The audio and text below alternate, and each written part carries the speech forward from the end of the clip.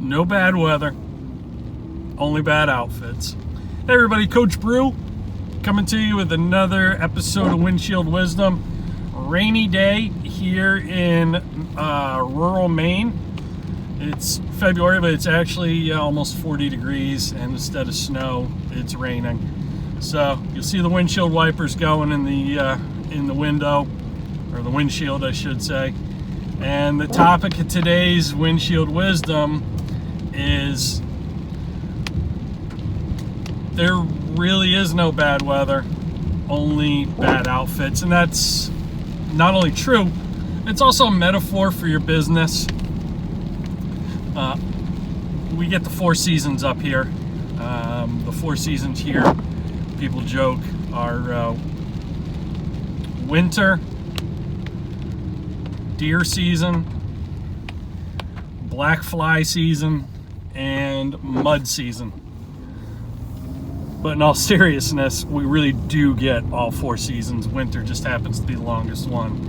And, you know, I had a friend who lives in Southern Virginia say to me, I don't understand how you can live up there. Like, it gets cold, you get a lot of snow, the weather's bad, man. And my response was, there really is no bad weather, just bad outfits. He's like, well, what do you do in the winter when it's like super cold and snowy? I said, well, his name's Rich. I said, well, Rich, we have these things, perhaps you've heard of them, they're called coats. He's like, yeah, but doesn't it snow and rain a lot? I'm like, yeah, we have this crazy invention called an umbrella, and you know, we take that with us when it rains. So I just find it interesting, people's perception of good, bad, you know, weather conditions in business. You know, there are more millionaires made during economic downturns than any other time economically in this country's history. If someone's going to make money, someone's going to lose money. Is it going to be you that turns adversity to advantage, or are you going to complain about the conditions? You know, that's kind of the moral of the story. And yeah, it's raining today, but life goes on. People are making sales calls. I'm on my way into the office right now, and conditions really shouldn't affect you unless it's you know, a hurricane, a tornado, an earthquake happening. You just got to move forward one step at a time, one foot in front of the other. When things are going well, keep moving forward. When they're going poorly, keep putting one foot in front of the other, things will improve. And to be prepared for all kinds of conditions. You know, I walked out the door this morning with a hat because, well, it's raining, and with a raincoat because, as you can see, and shoes that are waterproof because you're gonna step in a puddle when you get in the parking lot.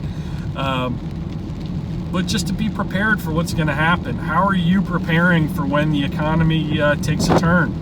You know, it's been thriving for so long, and this isn't a political statement, but it's been thriving for so long. You know, all good things don't last forever. So how are you preparing? Do you have a rainy day fund? Do you have a new revenue stream that you're promoting, as I do? And how are you bracing yourself for change? How are you anticipating things? Are you anticipating things? And then most importantly, how you weather those storms, economic or otherwise. Coaching, having a mentor who's been through economic downturns before. You know, this kind of harkens me back to when I started my business. I started my business when we had the Great Recession of 2008, right when it began. I left my job in broadcasting because the station I was at was being sold. They fired everybody, and then they gave you an opportunity to interview for your job back. The new ownership gave you an opportunity to interview for the job you already had. But in media, that is typically something they do, and their end game is to offer you your job at 10, 15, sometimes 20% less than you're currently making. So I'd been through one of those sales before with a radio station when I was with ESPN Radio. I wasn't about to suffer through that again, so I just decided this is God sending me a sign. I need to blaze my own trail. It's a new season in life, and it's time for me to kind of take control of my own destiny. My career shouldn't be in the hands of somebody else. My job security should be firmly in my own hands. And that's the day I went all in on entrepreneurship. Shortly thereafter, you had the great recession of 2008, the mortgage meltdowns, banking industry collapsed, and what happened? Well, as an author and a speaker and someone who does corporate training, I learned real quick, first thing that happens is companies cut their professional development budget. They look at that as a nice to have, not a gotta have, not a necessity, a nicety. And one of my single largest revenue source, which is at that time 80% of my revenue, cut their training and development budget, which is a multiple six-figure budget, to zero overnight. And I had to figure out what I was going to do to replace a lot of the income that I had. And I had to figure it out fast. Fortunately, I had a network. Fortunately, I'd been planting seeds, developing new business all along the way leading up to that. So it wasn't a horrible downturn for me, and it wasn't anything long-term. It was short-term, and I had other options. So it's important for you, even I share that story as a cautionary tale for you, like even when things appear to be going real well, it's not sustainable. Nothing is. There are highs and lows, peaks and valleys, lulls, downturns, and you just don't know when it's coming, so you need to be prepared. So how are you preparing yourself for the future, to weather the economic storms, and what are you doing to ensure that you're not harmed by that? That's the big question for you.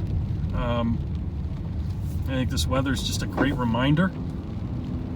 I like to use metaphor because I think your best ideas come from outside your industry. It's a way for you to kind of connect the dots on one thought, one concept, perhaps in your business, with the world around you. And there are a lot of examples in the world around you. The weather's just one. Seasons. There are seasons, 4 seasons of the year. There are seasons to your business. There's a busy season, there's a slow season. And some of you might think, oh no, I'm busy year round, man. Well, I'd encourage you to look a little closer at the numbers in your business, because you look a little closer, look long term, not just this year, not just off of memory, but the last 5, 8, maybe 10 years. You will find a pattern, and you will see that pattern holds pretty consistent. It holds true that you're busier.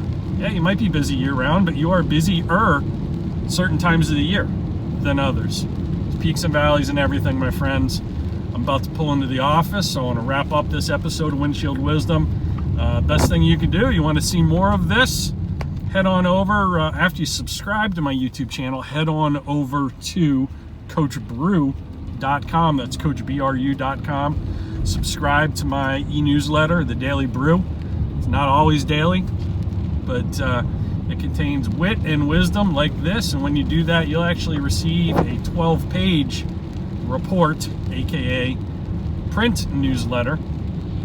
That's 12 ways to double your sales and double your results in your business. And that is a premium newsletter, which is a monthly subscription that people in my membership site receive. It's $49 value. You get it for free just for signing up at CoachBrew.com. Head on over there, grab yourself a copy, and we'll see you in the next episode of Windshield Wisdom.